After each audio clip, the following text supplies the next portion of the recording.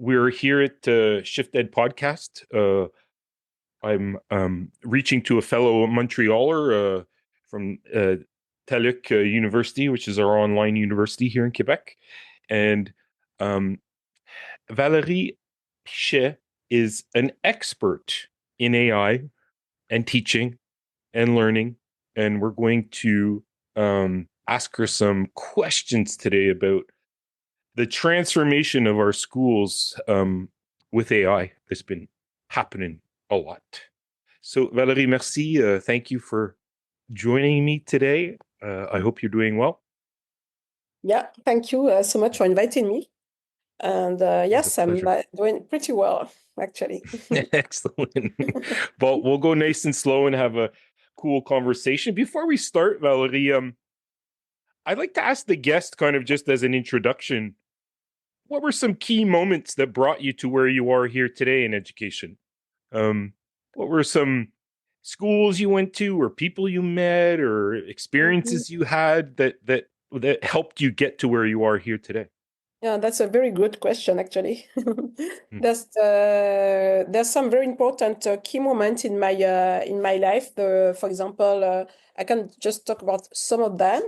I started my study in France, in Grenoble. I was doing the equivalent diploma of a bachelor and a master, and then there was this possibility to go to Quebec to have just an exchange, student exchange for 6 months, and to study at University of Montreal for this time to just to learn a bit how you guys doing the teach and to learn to have some courses in international context. And then I decided to stay there and to continue my study in Quebec because I enjoy the people, the life. And then I was doing at this time I was studying physics, which is very far from education. But after so I did another master, and then I decided that I wanted to do a PhD, but I wanted to change a bit, to change my orientation. And there was this new program. It's about cognitive informatics at University of Quebec, which is artificial intelligence, joined with cognitive science. And so it was very interesting program, very an innovation in an innovative program, actually. And I decided to jump in this, and I never regret. So I had two directors, so one in computer science and another one I chose in education. So that's where I started to not study at PhD, more like research, actually. But we have a couple of courses to have to align our knowledge, because we had to be aware, not only about computer science if we're coming from computer or technical science, but we have to be aware about what was the main concern of people from humanities. So it was very interesting. And then I started to be interested about everything that was based on AI in education and technology, enhanced learning, and all that stuff. So Right. yeah, so that And was very through your online a shift in my career. My career, Okay. and then I never changed. And I was my co-directrice, co-supervisor was in TELUC. So that's where I discover distance learning as well. And your experience with distance learning, how do you find it different from classroom teaching? Like, what are some of the main differences that you experience when you're preparing a class for online versus maybe preparing a workshop for a live in person or doing a lecture? What do Actually, you find the big it's differences? quite very different. And and to tell you the truth, for many years I couldn't conceptualize teaching or learning without thinking about distance learning. So it took me a while to explain more to people who were doing just uh, teaching in presence what were the difference. But there's quite some big difference. For example, for us, especially what we're doing, it's asynchronous Mm-hmm. distance learning, which means that we don't do synchronous. We don't doing like a webinar to teach our students. So all the material have to be prepared in advance, and it have to be prepared in a way that will be engaging and motivating for the student, because they will be alone when they will be doing the following their Right. course. Right.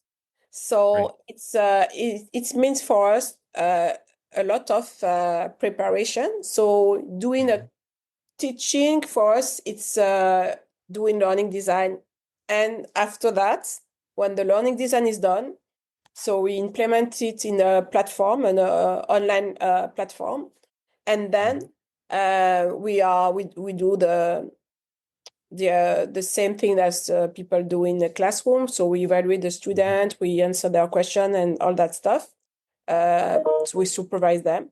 But Mm-hmm. this part of learning design, for us, it takes like a team. This is how we Right. do it in Telux. So we need, for example, I will write all the instruction very clearly. We have to think about strategy, pedagogical strategy. It's very important, Right. as well as the activity that we choose to maintain the student, to motivate it, but as well to uh, to to capture his attention, and to be sure that he will Right. gain some learning. And Right. when we finish that, usually we produce a very big documents, could be like 100 or 100 or 100 or 200 sometimes documents, and with all the resources. Of course, all the resources have to be validated, which is very important when you're doing distance learning. In the way we do it, because we cannot violate any rights. So we have to have the list of all the resources of the course, and we have a team who just do that full time, validate that we are okay for the rights that we use in the Mm-hmm. course, and Mm-hmm. as well. But we need to have somebody, a linguistic expert, because we cannot put nothing that have been not well written, because everything is on the web, it's on the Right. platform. So, Right. and we have a graphic designer and a programmer that program the all. It's so one course, it's like a learning environment. It's just yeah, so that's the way we do it. Yeah. Right. Right. And do you guys work with Moodles at all? Like, I was first introduced to that Moodle idea last year, and we built a course around it. And you're very right about the engagement part, like keeping Mhm. it so that the students don't get bored or like, oh, start looking at their phone or whatever else. How and I always kept asking like people that had built Moodles before, like online courses where you just yourself pace, it's asynchronous, and you have certain chapters you go through and you do certain activities. And I kept asking, what makes online courses the most engaging for kids? Is that a fair question? Like, how do you design your course? Because I know that you have to think about that design a lot when you're creating these courses. How do you bring engagement in when the students aren't with you, and then also not doing it at the same time? They're all kind of doing it at their own levels. How do you Okay. create that in your course? We have different strategy. For example, Mm-hmm. we we have a studio actually, so we can't make some video. So we have a Okay. team to help us do that. So we prepare some video. We explain some concept, so the student can see us. Not and he can replay the video if they wanted to. And we use as well, for example, another strategy that I use. Sometimes I invite some experts, and I ask them to answer some questions. So we film them, and then so the student can have access of high quality experts explaining some concept. I use that a lot, and as well interactive activity, but we have to be very careful because we are very aware of using an inclusive access for everybody. So Right. what we do is we have to respect the WCAG, which is the web guideline for the accessibility. So Mhm. though that means that sometimes some of the interactive exercise that we want to use have to be compatible with that. So we have Okay. some constraints sometimes based on that. Um, yeah, exactly. So this is the Yeah, kind of strategy we use. for sure. Yeah, Those are great ideas. we change the media, so not to just text, video, audio, Right. all that stuff, to Right. keep them engaged. Yeah. Yeah. No, that's cool. That's what we did too. We just tried different kinds of media and different tiny kinds of small tasks, and we made everything pretty short too, so it never felt like it was going on and on forever. No, yeah, You yeah. couldn't As see well, the end. that's something that we use a lot. It's Mm, a board journal, a journal, so they can have questions that for reflection that they have to fill in their journal, and then mhm, they do it. So we have different questions that we ask them to answer, and it's helped them after to write their essay if they have something to submit for evaluation. And a last thing that we use a lot, it's we usually have a blog associated with mm, the course. cool. So, but we notice that students sometimes they are shy to interact in the Mm, blog because they commit themselves. They have to sometimes present themselves or talk about some subject, and they are like maybe shy. mhm, So we encourage them that they have some. Bonus for participating. So, and we encourage them to comment the text that all the students write. So there's some interaction uh, mm, in the course, even if they are. It's a very flexible approach that we have in mm, the way we do it, distance learning. So a student, for example, can start whenever he wants. mm, But doing this kind of stuff keep at least it's connected with other students, even if they are not in the same step of the right. course. There's always be Right. somebody, actually, there will always be somebody that is starting at maybe pretty around the same time. So, yeah. Right. Right. Interesting. And then AI comes into the picture. Yeah. Um, how is that helped or not helped in designing and building your lessons and Yeah. interacting with your students? Like, can you give me a couple of examples of where it really helps you a lot and helps save time, and maybe one or so where it doesn't help so much? Yeah, it's a tricky question because afterwards, yeah, that's true. There's a good points. There's some disadvantage, but um, actually, we are facing a lot of efforts to review our courses because of generative AI, because it's been democratized Mm-hmm. almost 2 years ago, more than 2 years ago, Mm-hmm. in November 2022. Mm-hmm. Um, Learners have access to this kind of tools, and they use it a lot to generate content to help them to write their essay, their summative Mm-hmm. activities. And so this is a problem because there's problem of intellectual integrity and plagiarism. So Right. actually, we have to review the way we ask them the question to make more personalized, make them to doing, like, for example, more like what we call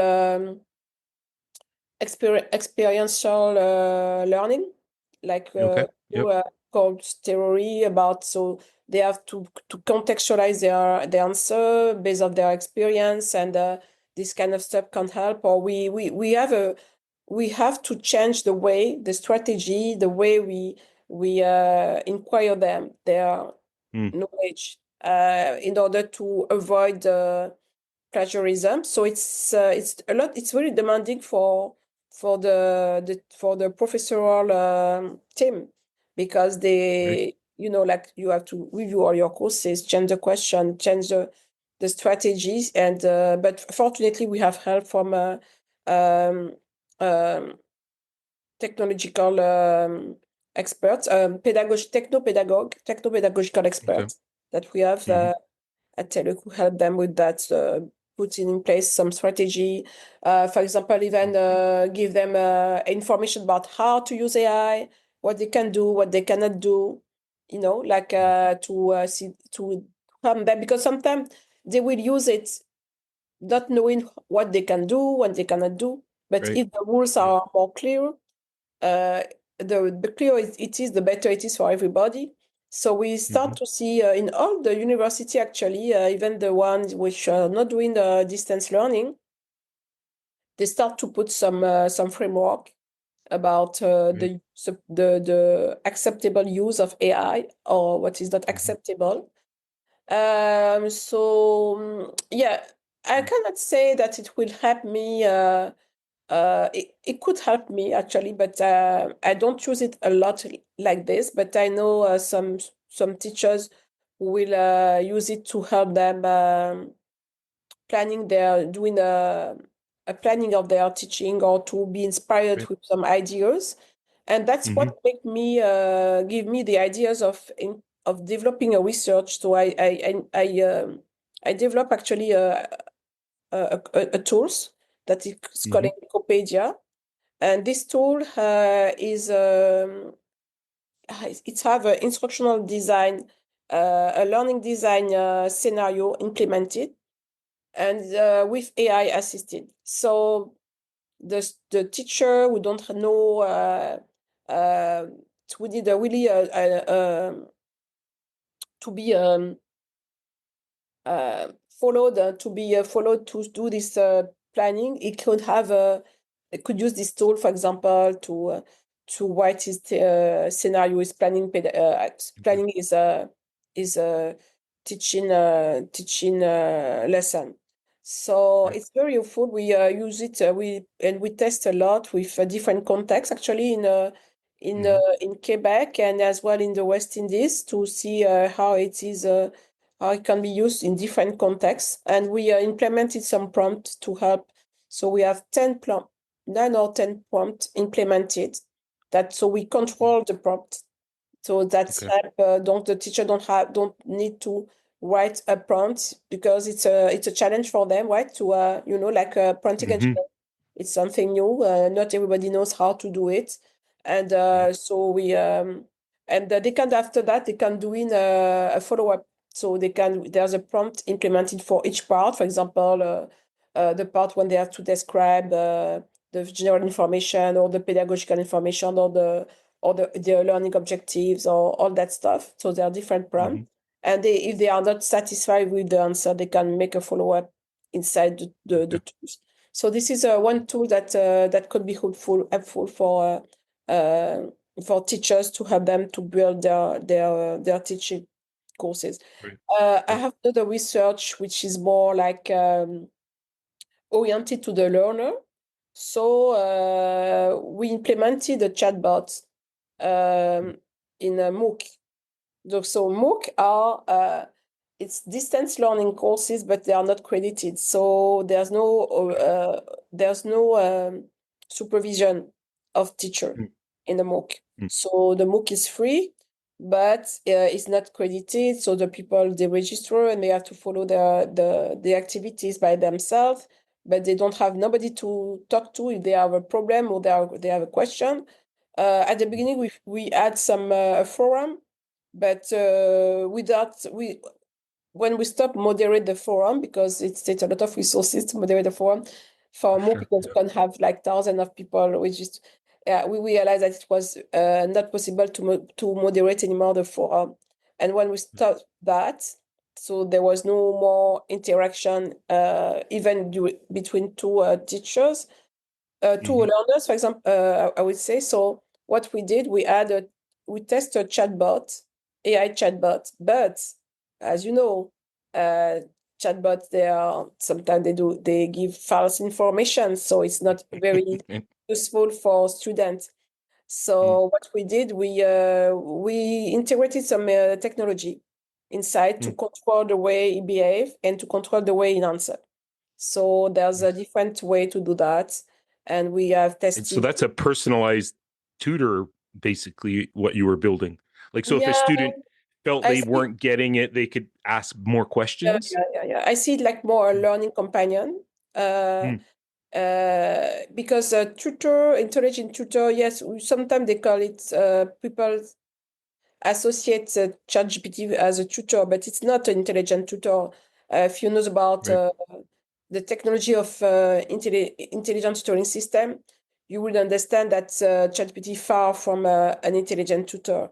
Intelligent Mm. tutor, it's environment that can give feedback, yes, for the student, like chatbot will do, but Hmm. they will do it with knowledge of the state of they will do it with the knowledge of the state of knowledge of the learner. So that means that they've been programming the way to follow step by step what the learner is doing and adapt itself not just to the interaction, the conversational part, but as Hmm. well other part. For example, change strategy, pedagogical strategy based off cognitive diagnostic of the what the student is doing. For example, or they will adapt, showing different content based of Okay. an error that the student will do. So there's a really adaptive. It's really more adaptive that ChatGPT can do. ChatGPT is really dialogue, and we try to make it more like a tutoring system, Mm. like we do in, like, for example, we had a technology called the RAG, which is a retrieval augmented generation technology, which allow us to feed the chatbot with the knowledge, the domain knowledge, like we Right. do with intelligent tutoring system. So we feed Right. him with, okay, you have to know all of that to answer well to the student instead of choosing some information out Right. of So where. you orient it towards the source knowledge rather Yeah, than it going yeah. and picking Yeah. wherever its So we do model that is. Yeah. Yeah. exactly, and as well we tell him how to behave as well. So we Mm. that's true that it's another part that we do in intelligent tutoring system. It's tutor expertise. So we tell him how to behave. To do that, we will implement some prompts, pre-programmed prompt to tell him what is his role, for example, and Mm. how he have to behave with the student, and if the student did that or that, this is the way he have to behave. So maybe one day we will have but some kind of intelligent tutor based of generative AI. Uh, Mm. what we the lack the missing part is more like the learner's model. So actually, Right. for the moment, we don't really have a learner's model. We don't know we don't register the the good points, the bad point, the good, the error, the misunderstanding, all that part Mm. is, and Mm. and chatbot doesn't react based of this misunderstanding for the moment, but it will come for sure. I have no doubt about that. Right. Um, Right. yeah, Somebody told me too, Valéry, that that's the power of AI to come, that with whatever is being inputted, it can give you some suggestions back. For example, I had a history course. I was confused. You go into the chatbot to try to clarify, and then the chatbot will tell the teacher about where the misconceptions were so that the teacher can adjust his or her teachings based on the information that the student is feeding into. That the chatbot or the query that they put in. Um, is that something that TELUS is looking to as well, so that the teachers can get some of that information to help inform where the students are getting the info, and where there's misconceptions or they don't have an understanding of it? Like, is that coming down the road, you think? Yeah. That could be if we for the moment, yes. So the way it works, it's like if we register, if we stock all the information, the interaction. So we call Right. it educational data, learning analytics. So if we make some learning analytics based of the interaction, the trace that the student um, uh, keep in the system, we Mm-hmm. can effectively improve the under correct misunderstanding of the learners, and as well improve the learning design of the course. So the next we can improve Right. the way we teach, For sure. but we have to do this. We have to do the learning analytic part, and Right. and it's where some questions, some challenge, because some institution, they are very they don't feel like there's a question, there's some issue about privacy and data Right. privacy, confidentiality of student data. Mm-hmm. So not all Mm-hmm. the institution are at the same level of reflection Right. based on that.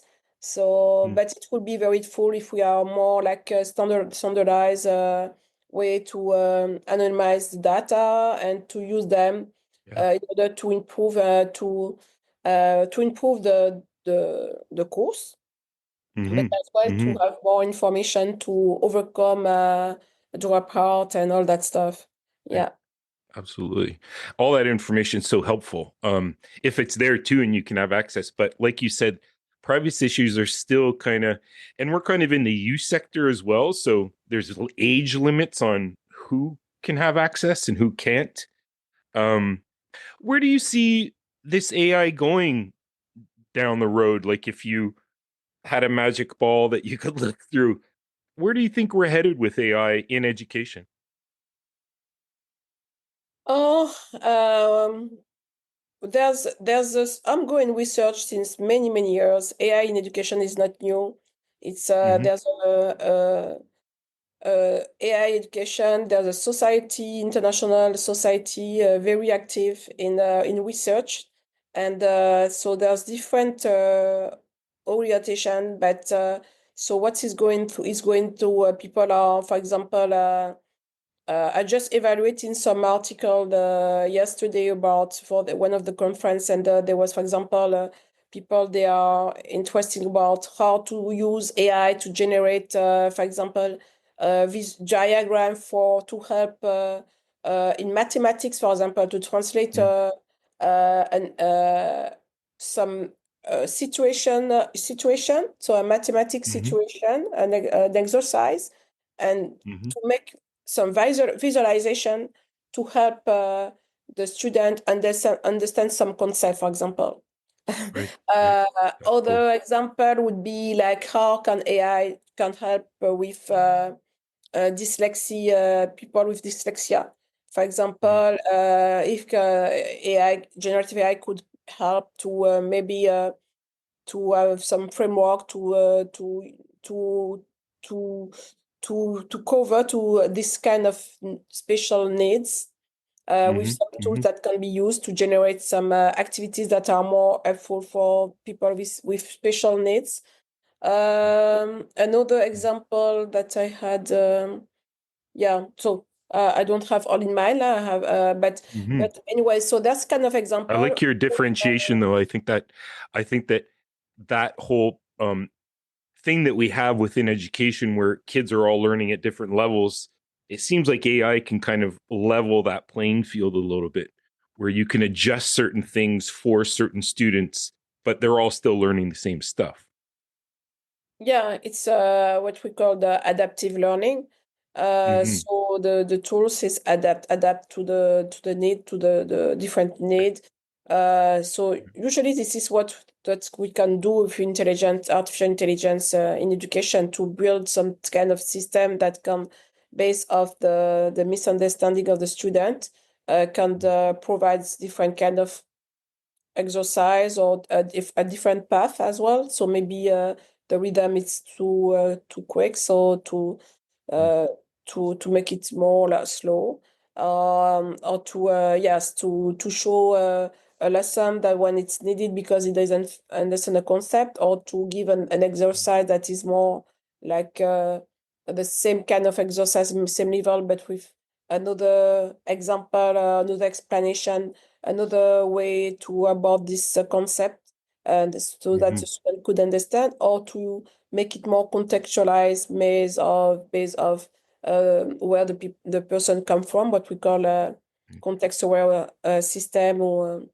system sensible to the context or the culture, for example. So yep. So there's some mm. It's really actually fascinating. there's a lot of things going on with the AI and net community. Actually, different, for example, tools that have been developed, architecture as well, Right. that exploit neural network or large language models, and to Mm, it's a lot of tools that could be useful for teachers, for learners as well, different kind of public. right. And Right.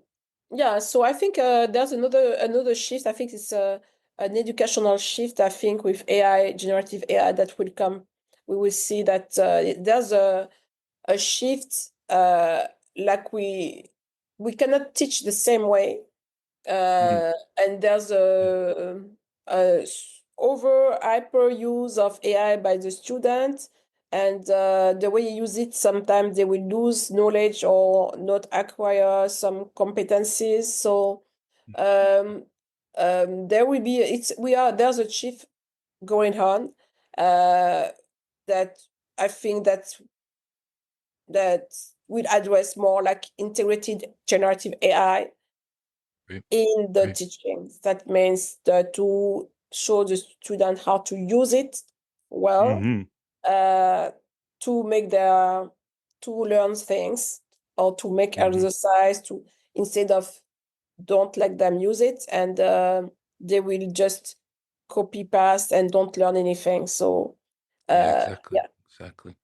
Getting the students to know what it's all about is super important. Well, Valerie, this has been fascinating. Such great insight. I love your examples that you offered too. Um, and the future does look bright. I mean, there's a lot of stuff happening, and like you said, there's a big shift going on right now. But I think people like yourself have done research and thought about this, and you're making us all a lot smarter. So, thanks for sharing some of your insight today. My pleasure.